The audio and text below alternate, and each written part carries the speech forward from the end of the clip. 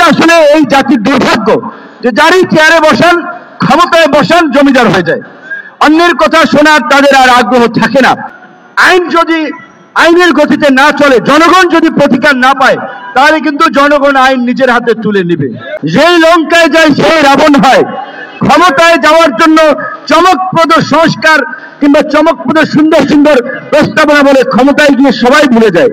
তো আমরা চেয়েছিলাম যে এই অন্তর্বর্তীকালীন সরকার এই রাষ্ট্রটাকে একটা মানবিক, একটা গণতান্ত্রিক, একটা জবাবদিহিতামূলক রাষ্ট্র হিসেবে প্রতিষ্ঠা করার জন্য, একটা জনবান্ধব প্রশাসন গড়ে তোলার জন্য সরকার কার্যকর কিছু সংস্কার করে তারপরে একটা গণতান্ত্রিক যাত্রার দিকে এগিয়ে যাবে।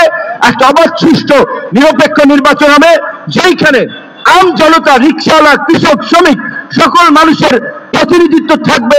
নির্বাচনে কেন্দ্র দখল, কালো টাকা, পেশি শক্তির আধিপত্য থাকবে না। সেটা একটা রাজনীতি আমরা প্রত্যাশা করি। এই যে সংস্কার কমিশনগুলো করেছে, জমিদারি দেখেছেন তো। আমরা একটা রাজনৈতিক দল, আন্দোলন সংগ্রাম করলাম, রক্ত দিলাম, হামলার শিকার হলাম, জেলে গেলাম। যেখানে ইন্টারাকশনাল মূলক ডায়লগ করবে, সভা সেমিনার বক্তৃতা দেবে, আমার কেন এই সংস্কার পক্ষে মত, সেটার তার একটা কাউন্টার যুক্তি থাকবে, আলাপ আলোচনার মধ্যে দিয়ে তার একটা প্রস্তাবনা করবে।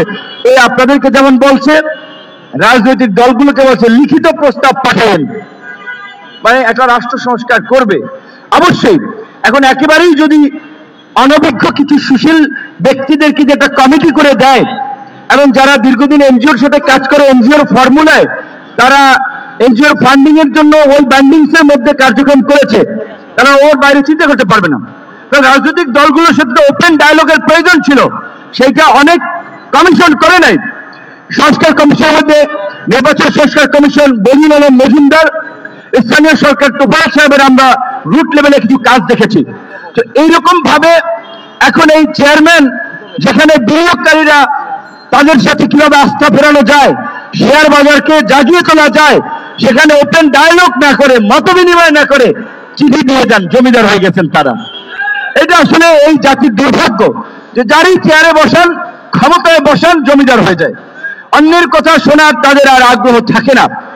আমরা পরিষ্কারভাবে বলতে চাই, আগামী 15 দিনের মধ্যে এই ক্ষতিগ্রস্ত বিনিয়োগকারীদের বিষয়ে সরকার, সিকিউরিটি এক্সচেঞ্জ কমিশন কিংবা আরো যে সমস্ত প্রতিষ্ঠান রয়েছে, তারা কি কার্যকর পদক্ষেপ নিয়েছে আমরা সেটার আপডেট দেখতে চাই।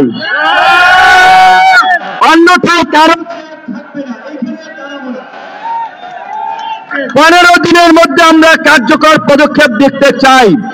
এবং আমি আবার বলছি, আমি ডিটেইলস ইনফরমেশন নিতে পারি নাই, কিন্তু চেয়ারম্যানের বিরুদ্ধে যদি অভিযোগ থাকে, অর্থ উপদেষ্টাকে বলবো অবশ্যই সেই চেয়ারম্যানকে সরিয়ে দিতে হবে।